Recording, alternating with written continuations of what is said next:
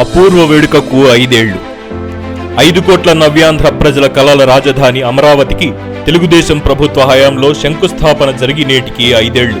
ప్రజాభిప్రాయ సేకరణ అనంతరం అన్ని ప్రాంతాల ప్రజల ఆమోదంతో 2014 డిసెంబర్లో ఆంధ్రప్రదేశ్ రాజధానిగా గుంటూరు జిల్లా తుళ్లూరు ప్రాంతాన్ని ఎంపిక చేస్తున్నట్టు ప్రకటించారు నాటి ముఖ్యమంత్రి చంద్రబాబు.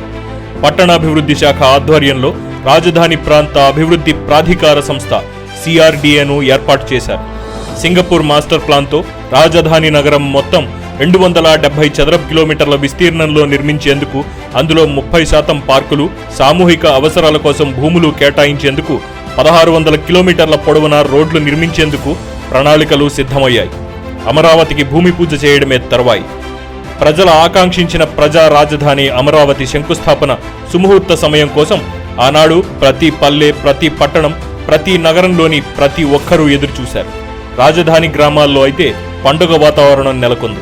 బంధువులు, స్నేహితులను ఇళ్లకు ఆహ్వానించుకున్నారు కొందరు. రాజధాని కోసం భూములిచ్చిన రైతు కుటుంబాలను శంకుస్థాపన కార్యక్రమానికి సగౌరవంగా ఆహ్వానించింది ప్రభుత్వం.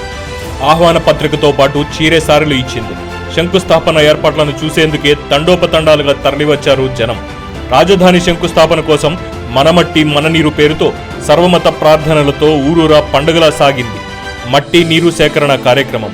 అమరావతి శంకుస్థాపనకు దేశంలోని అన్ని పుణ్య నదుల నుంచి కలశాలతో నీటిని, మట్టిని సేకరించే బాధ్యతను జలవనరుల శాఖలోని ఇంజనీర్లు తీసుకున్నారు.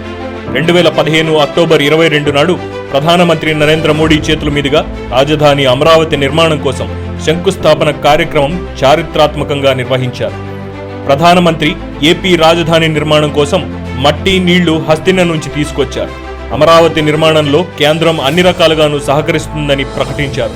రాజధాని నిర్మాణాన్ని చేపట్టిన తెలుగుదేశం ప్రభుత్వం 7 నెలల్లోనే సచివాలయం పూర్తి చేసింది. త్వరితగతిన హైకోర్టు సహా మిగిలిన అనేక నిర్మాణాలను 70% వరకు పూర్తి చేసింది తెలుగుదేశం ప్రభుత్వం. నాడు ప్రతిపక్ష వైసీపీ నాయకుడు జగన్మోహన్ రెడ్డి రాజధాని అమరావతి శంకుస్థాపనకు తనను పిలవొద్దని, పిలిచినా రానని తన అక్కసును ఆనాడే వెళ్లగక్కారు. ఇక అధికారంలోకి వచ్చాక తన కసితీరా అమరావతి నాశనానికి నడుం కట్టారు. నిర్మాణ పనులను ఎక్కడికక్కడ ఆపేసి రాజధాని 3 ముక్కలాట మొదలుపెట్టారు. ఆంధ్రప్రదేశ్ ప్రజలకు మా రాష్ట్ర రాజధాని ఫలానా అని చెప్పుకునే వీలు లేకుండా చేశారు. ఇలాంటి పరిస్థితుల్లో రాజధాని అమరావతిని కాపాడుకోవాల్సిన బాధ్యత రాష్ట్ర ప్రజలందరిపైన ఉంది. జై అమరావతి, జై జై అమరావతి.